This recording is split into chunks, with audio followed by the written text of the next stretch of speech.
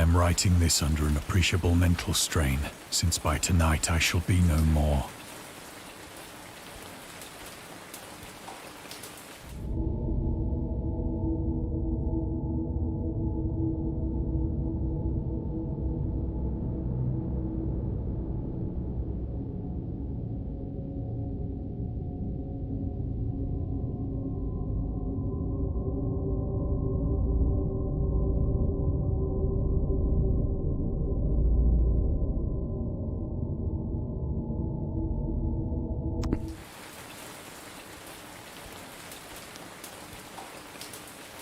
Penniless, and at the end of my supply of the drug which alone makes life endurable, I can bear the torture no longer, and shall cast myself from this garret window into the squalid street below.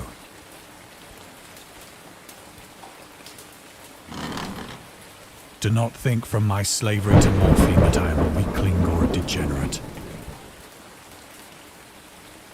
When you have read these hastily scrawled pages, you may guess, though never fully realize, why it is that I must have forgetfulness or death.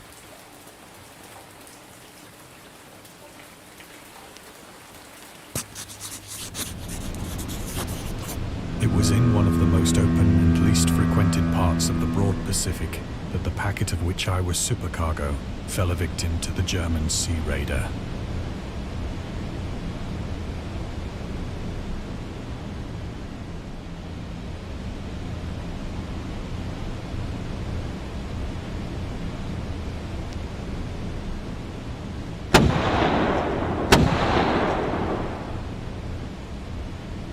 The Great War was then at its very beginning, and the ocean forces of the Hun had not completely sunk to their later degradation. So that our vessel was made a legitimate prize, whilst we of her crew were treated with all the fairness and consideration due us as naval prisoners.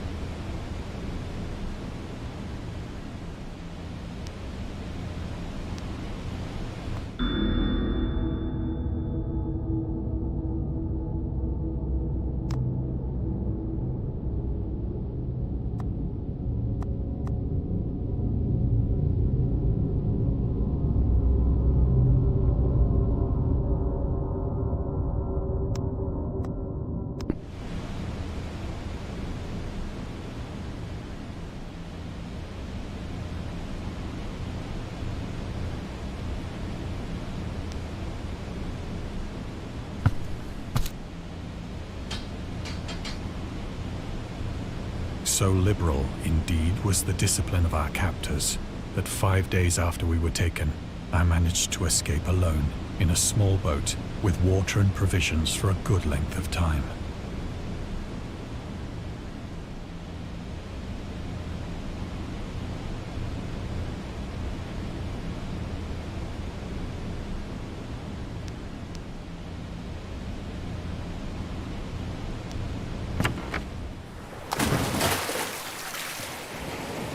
When I finally found myself adrift and free, I had but little idea of my surroundings.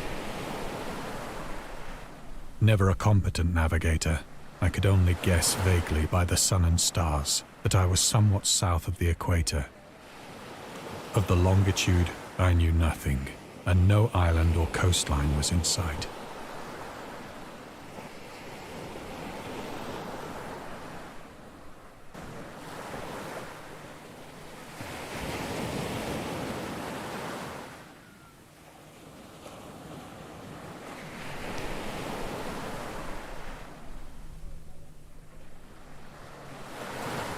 The weather kept fair, and for uncounted days I drifted aimlessly beneath the scorching sun, waiting either for some passing ship or to be cast on the shores of some habitable land.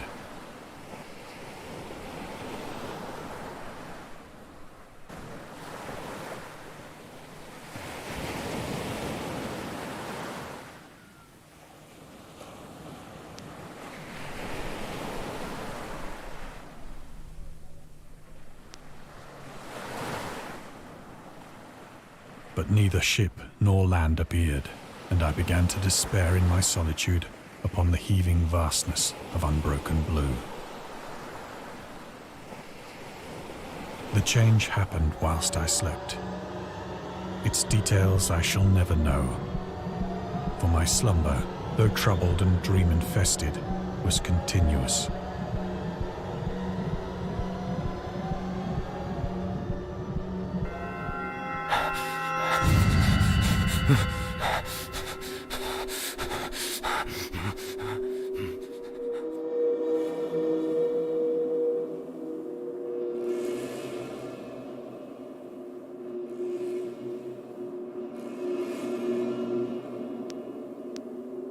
When at last I awoke, it was to discover myself half sucked into a slimy expanse of hellish black mire, which extended about me in monotonous undulations as far as I could see, and in which my boat lay grounded some distance away.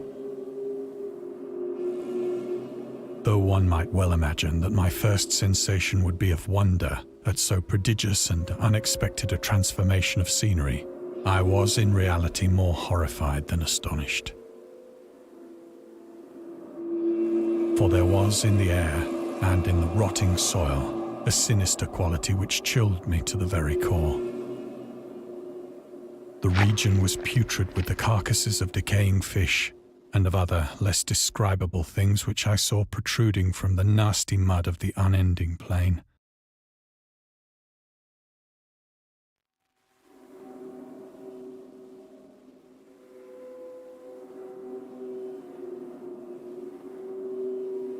Perhaps I should not hope to convey in mere words the unutterable hideousness that can dwell in absolute silence and barren immensity.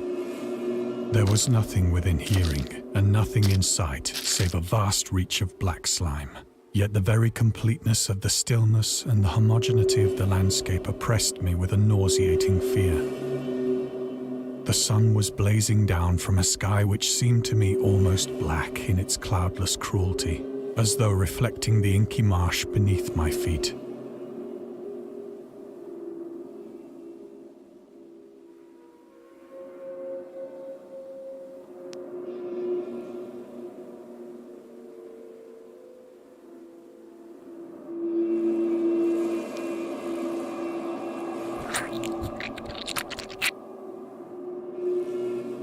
As I crawled into the stranded boat, I realized that only one theory could explain my position.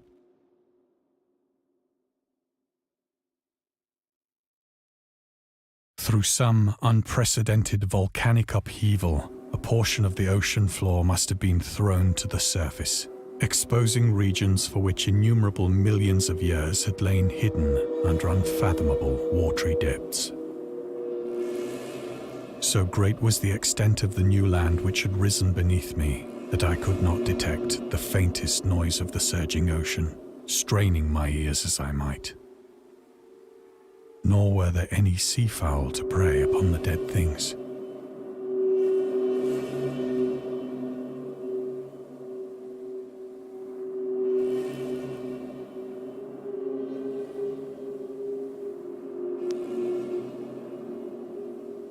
For several hours I sat thinking or brooding in the boat, which lay upon its side and afforded a slight shade as the sun moved across the heavens. As the day progressed, the ground lost some of its stickiness and seemed likely to dry sufficiently for traveling purposes in a short time. That night I slept but little, and the next day I made for myself a pack containing food and water, preparatory to an overland journey in search of the vanished sea and possible rescue.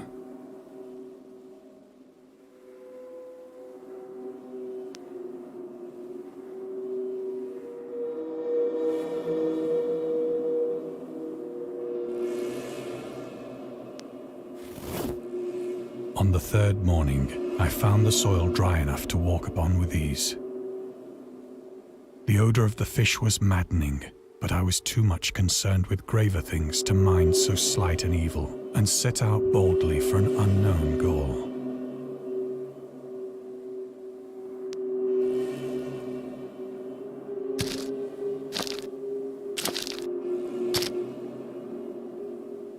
All day I forged steadily westward, guided by a faraway hummock which rose higher than any other elevation on the rolling desert.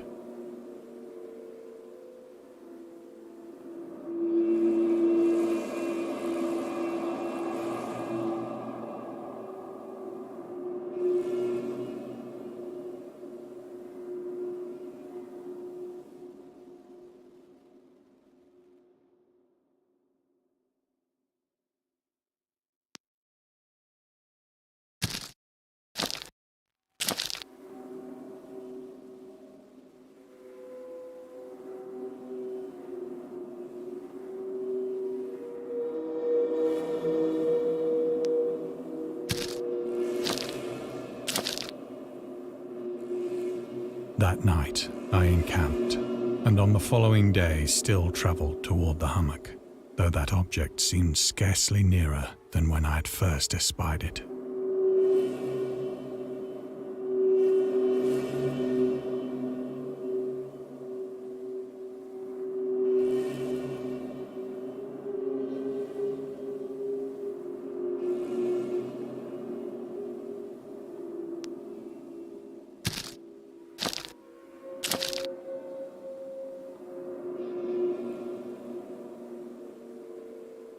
By the fourth evening, I attained the base of the mound, which turned out to be much higher than it had appeared from a distance.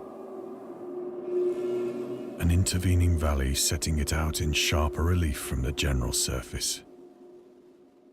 Too weary to ascend, I slept in the shadow of the hill. I know not why my dreams were so wild that night, but ere the waning and fantastically gibbous moon had risen far above the eastern plain,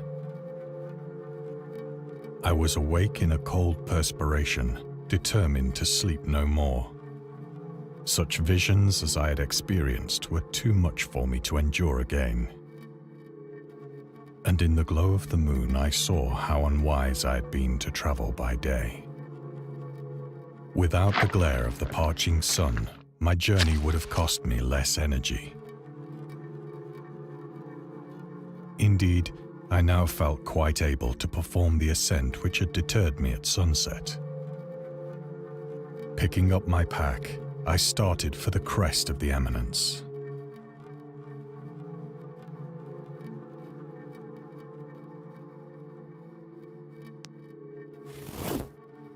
I have said that the unbroken monotony of the rolling plain was a source of vague horror to me. But I think my horror was greater when I gained the summit of the mound and looked down the other side into an immeasurable pit or canyon.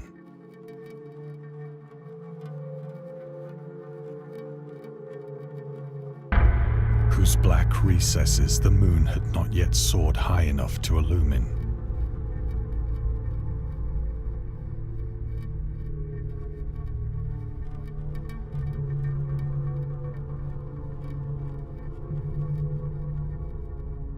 I felt myself on the edge of the world, peering over the rim into a fathomless chaos of eternal night. Through my terror ran curious reminiscences of Paradise Lost, and of Satan's hideous climb through the unfashioned realms of darkness. As the moon climbed higher in the sky, I began to see that the slopes of the valley were not quite so perpendicular as I had imagined.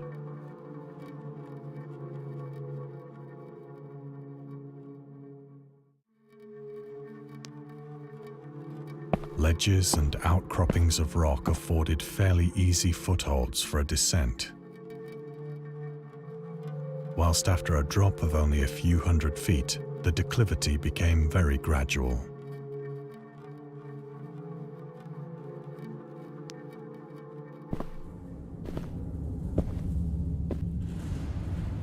Urged on by an impulse which I cannot definitely analyze, I scrambled with difficulty down the rocks and stood on the gentler slope beneath, gazing into the Stygian deeps where no light had yet penetrated. All at once, my attention was captured by a vast and singular object on the opposite slope, which rose steeply about 100 yards ahead of me. an object that gleamed whitely in the newly bestowed rays of the ascending moon.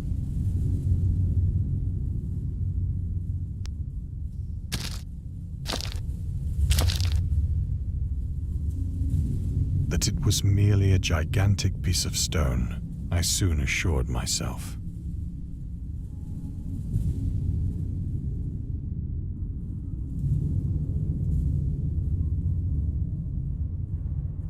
But I was conscious of a distinct impression that its contour and position were not altogether the work of nature.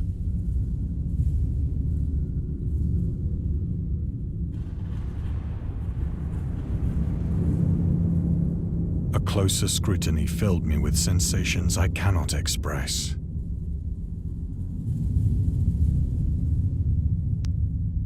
For despite its enormous magnitude, and its position in an abyss which had yawned at the bottom of the sea since the world was young, I perceived beyond a doubt that the strange object was a well-shaped monolith, whose massive bulk had known the workmanship and perhaps the worship of living and thinking creatures.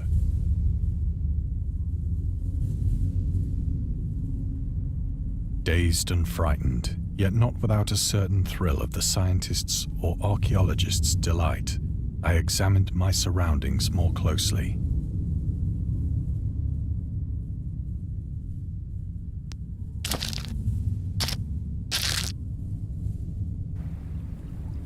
The moon, now near the zenith, shone weirdly and vividly above the towering steeps that hemmed in the chasm,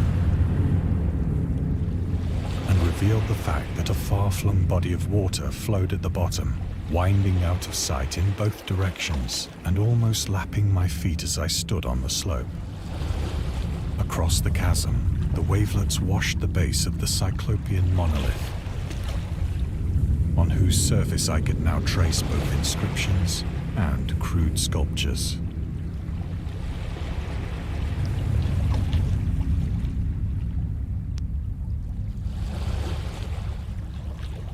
The writing was in a system of hieroglyphics unknown to me and unlike anything I'd ever seen in books, consisting for the most part of conventionalized aquatic symbols such as fishes, eels, octopi, crustaceans, mollusks, whales, and the like. Several characters obviously represented marine things which are unknown to the modern world, but whose decomposing forms I had observed on the ocean-risen plain. It was the pictorial carving, however, that did most to hold me spellbound.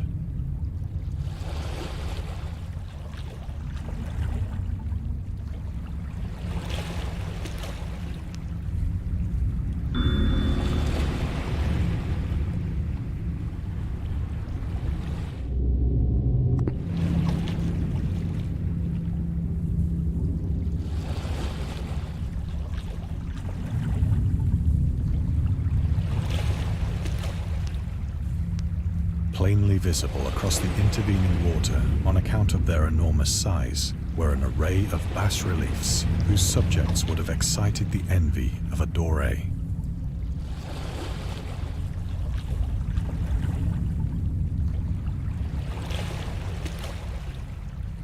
I think that these things were supposed to depict men, at least a certain sort of men, though the creatures were shown disporting like fishes in the waters of some marine grotto,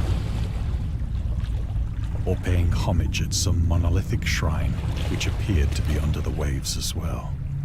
Of their faces and forms I dare not speak in detail, for the mere remembrance makes me grow faint, grotesque beyond the imagination of a Poe or a Bulwer.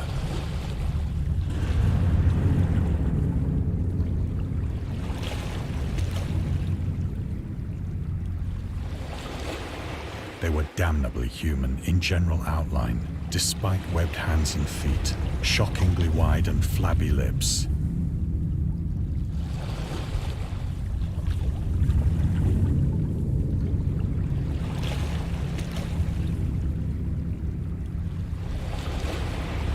Glassy, bulging eyes, and other features less pleasant to recall. Curiously enough, they seem to have been chiseled badly out of proportion with their scenic background.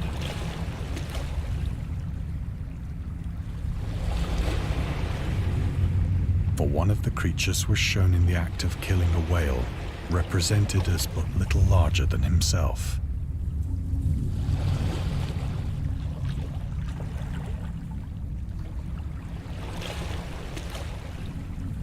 I remarked, as I say, their grotesqueness and strange size.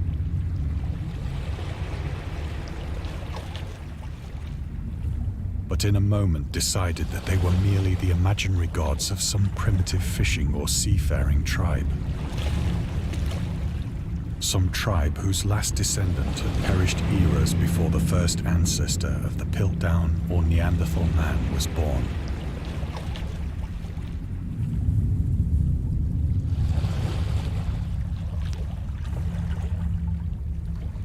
Awestruck at this unexpected glimpse into a past beyond the conception of the most daring anthropologist,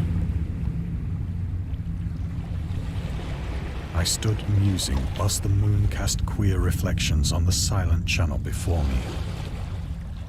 Then, suddenly, I saw it.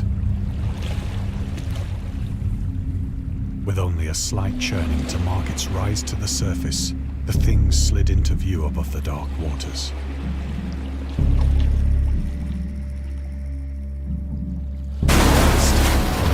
Like and loathsome, it darted like a stupendous monster of nightmares to the monolith.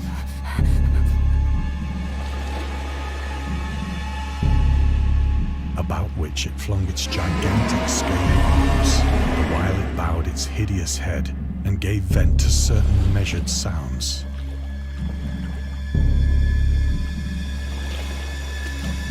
I think I went mad then. Of my frantic ascent of the slope and cliff, and of my delirious journey back to the stranded boat, I remember little.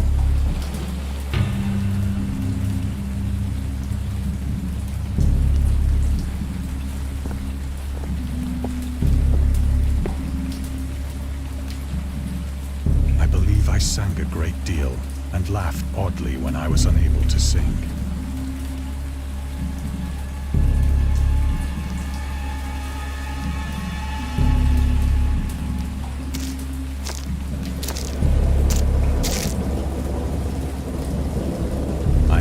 Distinct recollections of a great storm sometime after I reached the boat. At any rate, I know that I heard pearls of thunder and other tones which nature utters only in her wildest moods.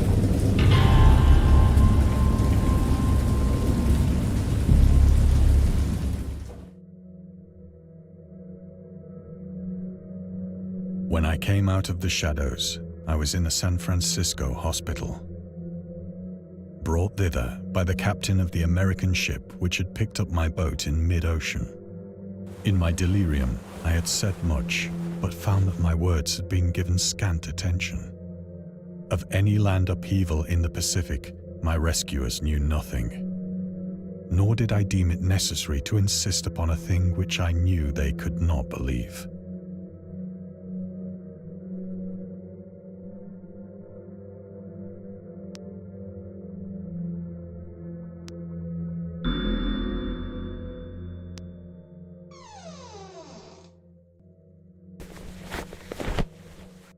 Once I sought out a celebrated ethnologist and amused him with peculiar questions regarding the ancient Philistine legend of Dagon, the fish god.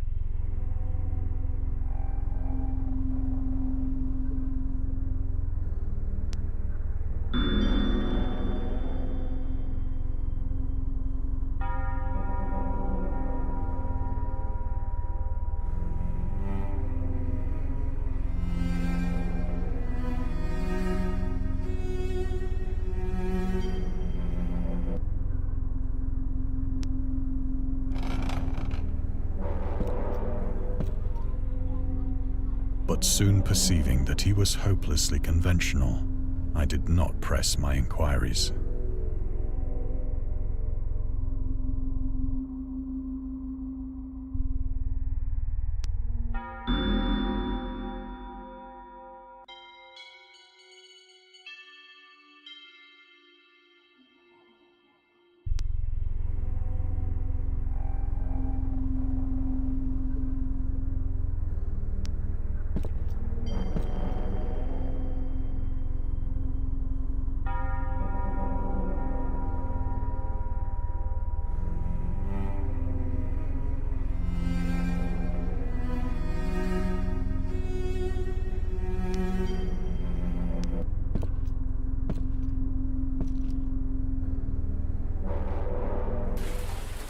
It is at night, especially when the moon is gibbous and waning, that I see the thing. I tried morphine, but the drug has given only transient surcease and has drawn me into its clutches as a hopeless slave. So now I am to end it all, having written a full account for the information or the contemptuous amusement of my fellow men.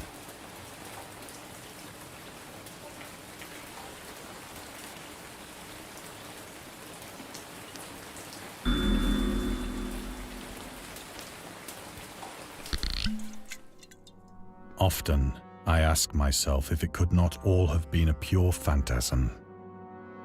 A mere freak of fever as I lay sun-stricken and raving in the open boat after my escape from the German man-of-war. This I ask myself, but ever does there come before me a hideously vivid vision in reply.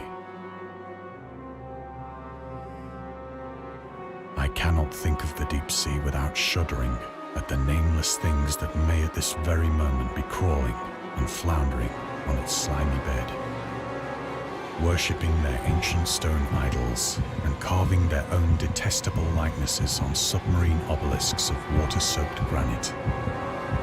I dream of a day when they may rise above the billows to drag down into their reeking talons the remnants of puny, war-exhausted mankind. Of a day when the land shall sink and the dark ocean shall ascend amidst universal pandemonium.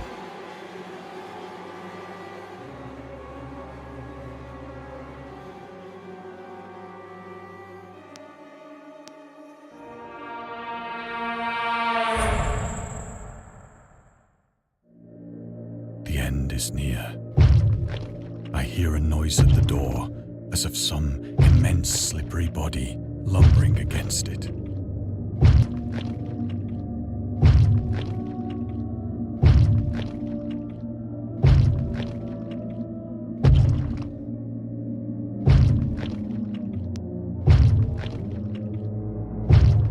It shall not find me.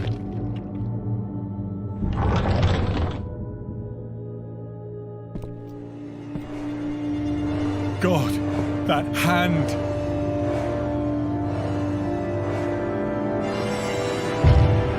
The window! The window!